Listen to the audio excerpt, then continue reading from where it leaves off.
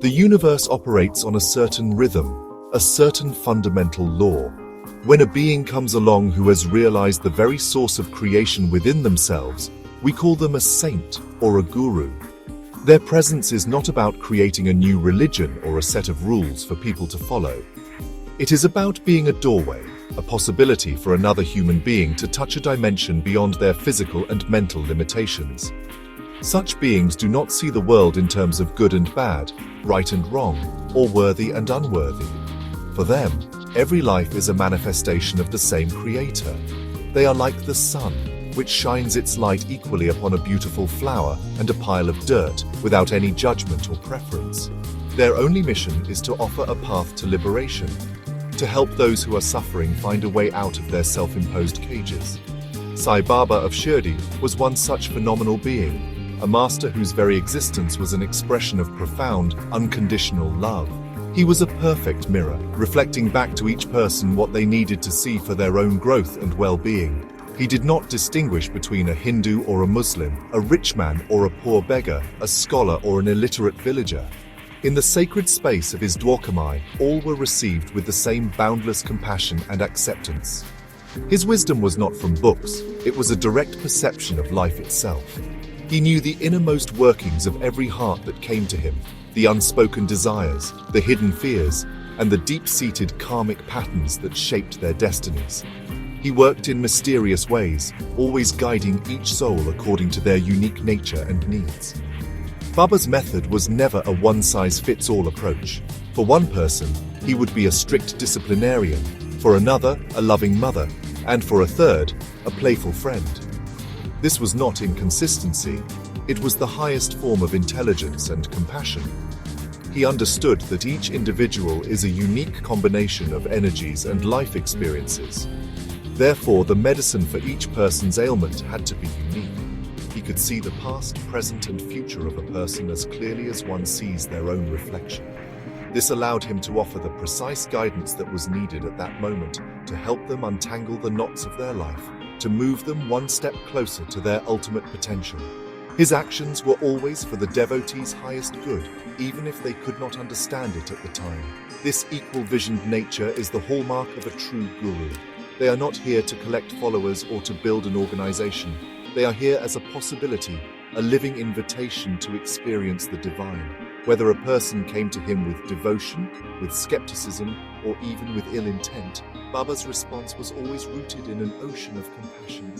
He saw the inherent goodness, the spark of the divine, within every single being, no matter how clouded it was by their mind or their actions. His life was a demonstration that the grace of a master is available to all who are willing to receive it, regardless of their background or their perceived flaws. He was a living assurance that no one is ever truly lost, and that a helping hand is always there for those who seek. The stories from Shirdi are not just tales of miracles. They are profound lessons in how a guru works with different kinds of people. Consider the case of Kaka Mahajani, a man of commerce, practical and straightforward in his ways. When he first arrived in Shirdi, his mind was occupied with his business in Mumbai. He sought Baba's permission to leave, and Baba, understanding his mental state, simply said, "Go." On another occasion, when Kaka's employer, Thakar Dharamsi, came to Shirdi, he too wanted to leave quickly. But this time, Baba did not permit him to go for a week. To the outside observer, this might seem contradictory. Why let one go and hold another back? But Baba was not dealing with them as a group. He was dealing with them as individuals, responding to the subtle needs of their inner being. Then there was Bhau Saheb Dumal, a pleader by profession. He once came to Shirdi with the intention of going to the town of Nifad for a case. He went to Baba to take his leave, fully expecting to be on his way. However, Baba looked at him and firmly said, "No, do not go." Dumal, being a man of logic, was initially perplexed. The case was important and his presence was required. Yet, he had enough sense to trust the master's words over his own judgment. He cancelled his trip and stayed in Shirdi. Later, he received news that the magistrate at Nifad had postponed the case for a week. This seemingly simple incident reveals a deeper truth. Baba's vision transcended the limitations of ordinary perception, saving his devotee from a wasted journey and unnecessary trouble. In stark contrast to these men was Mrs. Nimankar, the wife of a devotee named Nimankar. Her heart was filled with a simple, pure desire. She wished to place her head on Baba's feet and receive his touch, a blessing she felt would purify her entire being. But she was timid and hesitant, unable to approach Baba directly in the crowded mosque. For 2 long months, she waited patiently, her longing growing deeper each day. Baba, the knower of all hearts, was fully aware of her silent prayer. One afternoon, when the Dwarkamai was less crowded, he called out to her, saying, "Oh, come and take the darshan you have been longing for."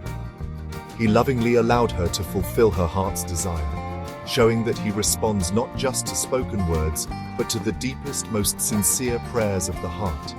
Each of these interactions was a custom-made blessing, perfectly tailored to the recipient. For Kaka Mahajani, it was a lesson in freedom and detachment. For Dumal, it was a demonstration of Baba's protective foresight, strengthening his faith. For Mrs. Nimonka, it was a fulfillment of pure, heartfelt devotion, showing that patience and sincerity are always rewarded. Baba did not have a fixed formula. His response was a living, dynamic process, a divine play designed to nurture the seed of spirituality within each person. He was a master craftsman, and each devotee was a unique piece of clay that he molded with immense love and care, helping them become what they were truly meant to be. This is the art of the Guru, a dance of consciousness that guides each soul on its own unique journey home. The path of devotion is not always a smooth road. Sometimes it involves tests that are designed to break the ego and deepen one's faith. A fascinating story is that of Mulay Shastri, a learned Brahmin from Nasik, who was well versed in astrology and the scriptures. He came to Shirdi with a group of pilgrims, but his mind was full of orthodox pride. He had no intention of bowing to a man whom he considered to be a Muslim. His plan was simply to see the mosque and then continue on his journey. However, destiny, as orchestrated by Baba, had a different plan for him. When his group went to the Dwarkamai for darshan, they insisted that Mulay Shastri accompany them, and he reluctantly agreed, intending only to stand at a distance. As soon as Mulay Shastri entered the mosque, a profound shock went through his entire system. Where he expected to see Sai Baba sitting on his usual seat, he saw something else entirely. In Baba's place, he saw the radiant form of his own beloved Guru, Sri Guru Golap. He was stunned. How could this be possible? He blinked his eyes and looked again, but the vision remained. Overwhelmed with emotion, he forgot all his reservations, his pride and his plans. He instinctively ran forward and prostrated himself, not before Sai Baba, but before the form of his own master. This was Baba's divine Leela, a miracle designed specifically to shatter the walls of Mulay Shastri's prejudice and reveal a universal truth. When Mulay Shastri got up and looked again, he saw Baba sitting there as usual, smiling at him with a knowing look. Baba then asked him, "Come on, what is all this? Embrace your own guru and come here." This experience completely transformed Mulay Shastri. He realized that the form he saw was not an illusion, but a revelation. Baba was not just a fakir in a mosque. He was a universal consciousness that could manifest as any form the devotee held dear in their heart. He understood the profound teaching that all gurus are one, different manifestations of the same divine principle. His scholarly pride dissolved, replaced by a deep sense of humility and reverence for the master who had just granted him such a profound vision. This incident teaches us a powerful lesson about the nature of a true guru. A guru is not the physical body. The body is just a temporary vessel. The guru is a presence, an energy, a gateway to the divine. Baba showed Mulay Shastri that he was not limited to the form that the world saw. He could be anyone and anything. For the devotee, this means that if your devotion is pure, the Master will appear to you in the form that is most accessible and dearest to you. This is the ultimate compassion of a guru. He does not ask you to abandon your chosen path or your beloved deity. Instead, he reveals himself through that very form, showing you that the destination is one, even if the paths are many. The stories of Shirdi are not just historical accounts. They are living teachings for all of humanity. They consistently highlight the importance of faith and humility on the spiritual path. Look at the story of the doctor who came to Shirdi. He was a man of science, a devotee of Lord Rama. He saw Baba as a great soul, but was hesitant to bow before him, feeling it would be a betrayal of his devotion to his chosen deity. He would stand at a distance, offering a mental salutation. Baba, being the indweller of all hearts, knew this.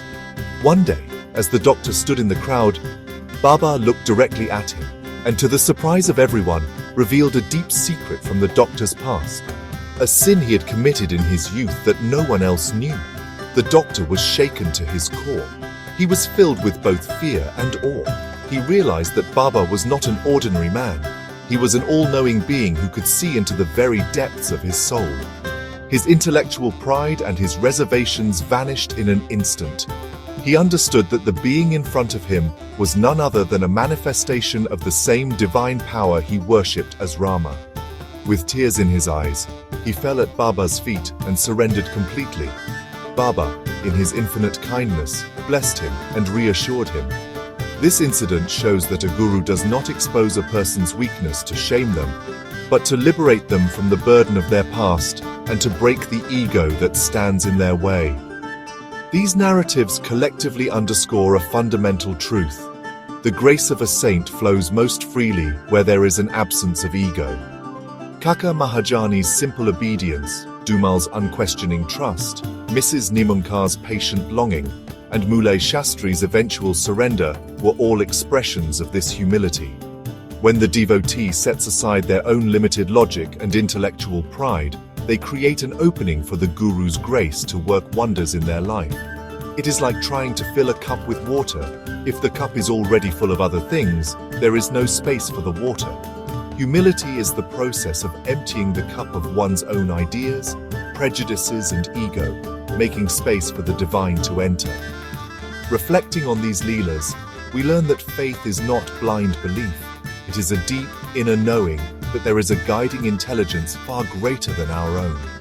Trusting in a being like Sai Baba provides immense comfort and strength, especially in a world full of uncertainty. It is an assurance that we are not alone in our struggles.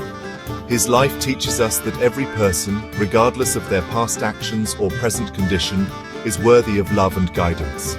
The path to receiving this guidance is simple: approach with a sincere heart, trust with unwavering faith, and bow down with genuine humility. In this state of surrender, the Guru's magic unfolds, and life itself becomes a beautiful journey of growth and transformation.